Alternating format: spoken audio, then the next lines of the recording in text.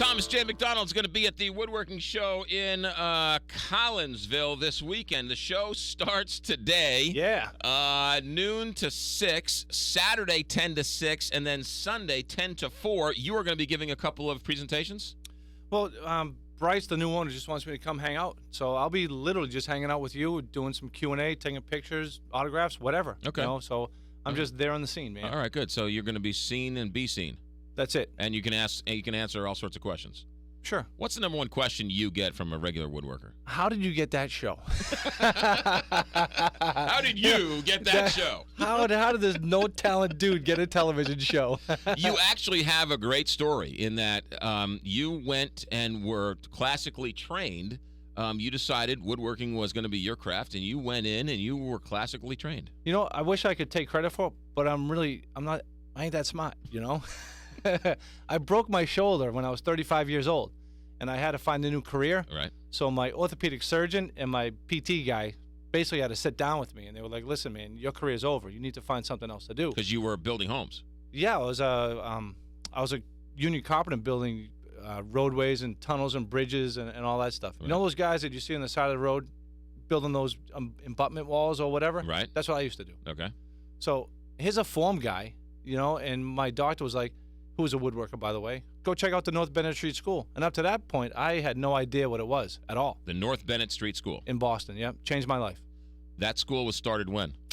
In the 1800s. 1800s, and it's still going strong today. Yeah, it's the oldest industrial art school in the country. And they taught you everything there is to know. They taught me everything I needed to know about woodworking. The ins, the outs, the ups, the downs, the whole thing. Sure, well, they definitely gave me the introduction to it. Right. But not only that, the people that I was in school with happened to be the old guard at WGBH. So I had an in with these people that were there. So I started woodworking, got pretty good at it. Right. Just by accident, Bob Vila was coming through the school. Right. Saw what I was building, asked me if I would like to be on his television program. I jumped at it. Why wouldn't I? Sure. I'm trying to find a new career, right? Right. So I ended up being on television my first year as a student, well, my second year. I graduate, and I just go to work, you know? And then 2 years later, the people from bobvila.com called me, and they said, look, we need some content. Here's a camera. Just start shooting whatever you're doing around the shop, and we'll see what happens. But McGraw, up to that point, I didn't have a smartphone, as we say in Boston. Wicked smartphone.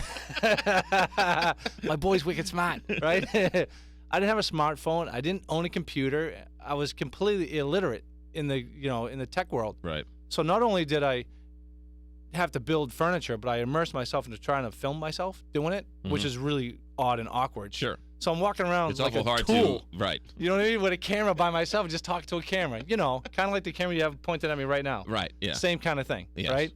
And I learned how to interact with a camera over that 2-year period. But what happened was, I was building that Bombay secretary like we were talking about. Right. That piece of furniture took me 16 months to build, cost me $80,000 out of my own pocket to build it. And it's really the finest example of Chippendale furniture ever made. Right. You know, and I didn't say that.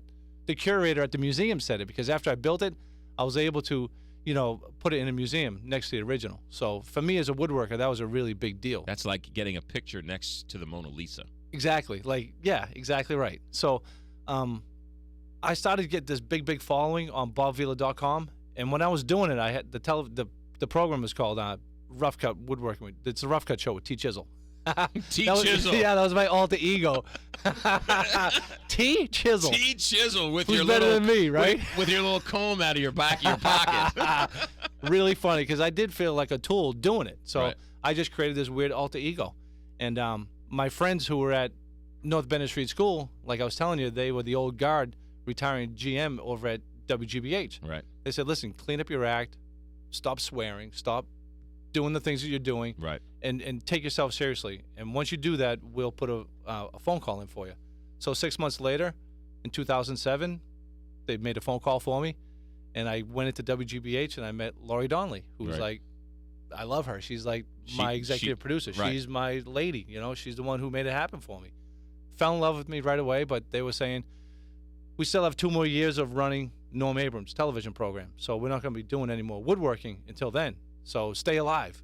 And literally, from 2005 to 2009, 2007 to 9, I just stayed alive. It was like the whole country crashed economically. It was really, really tough. Right. I ended up living in my sister's basement. You know what I mean? Really trying to make it happen with my then girlfriend. And meanwhile, you have this promise. Hey, maybe in 2 years, come back and talk to us. That's right, maybe. Yeah. So once I had the opportunity, I just stayed on it. And Sure. whenever, thank God, I was lucky enough to where my work was continually getting recognition. I ended up on the cover of Forbes Life, with a piece of furniture. Right. That I didn't PR myself. It just happened. Yeah. So all these things kind of started happening for me.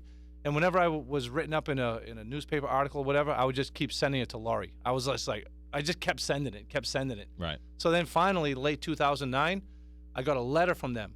All I needed was a letter saying that we were going to come together and try to develop a television program. And then I made a couple of phone calls and I got the money. Well, you undersell yourself because Woodcraft came in. Right, Woodcraft came in. Unbelievable. They were the presenting sponsor. Yeah. But you know what? You had to go out and sell yourself, and it's not just a woodworker. You're a woodworker. You're a salesperson. You're a businessman. I mean, it all begins and ends with you, and it's a great story. Yeah, thanks, man. Yeah. But everybody does. I mean, I'm no different than anybody else. You just got to keep grinding until something happens, right? I was desperate. The thing about Woodcraft is that they came in, but it's a great shop for me. Because I go in and I'm like, I don't know, what am I doing here? I want to do this. How do I I'm here, I want to get to there. How do I get to there? And they're more than happy to sort of walk me through the whole process. And you know what's amazing about Woodcraft?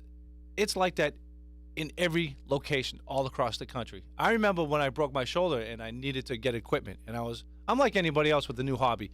You walk into a store, you get a couple of grand or whatever, and you're just willing to spend whatever it is on whatever that person says, right? Right. And when I went to Woodcraft, I had that attitude about it, and I must have really annoyed the guy because what he did after about an hour, I know, he gave me a book. He gave me a book and said, here, buy this, go home, and figure out what it is that you want to do, and then come back. And he didn't take advantage of me because, like I was saying, I was desperate.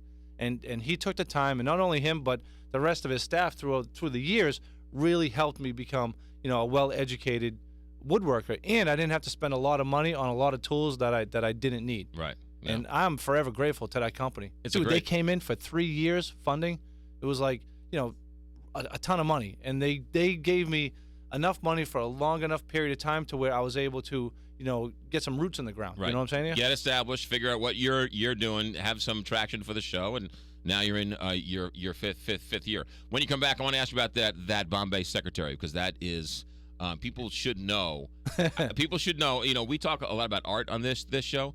What you did, it's not just woodworking. It's an art form. What you did with that, and it has been in museums, and it sits. Is it still in your shop? Collecting dust right now. Yep. All right. 9:36. Thomas J. McDonald. The website is thomasjmcdonald.com. You got it.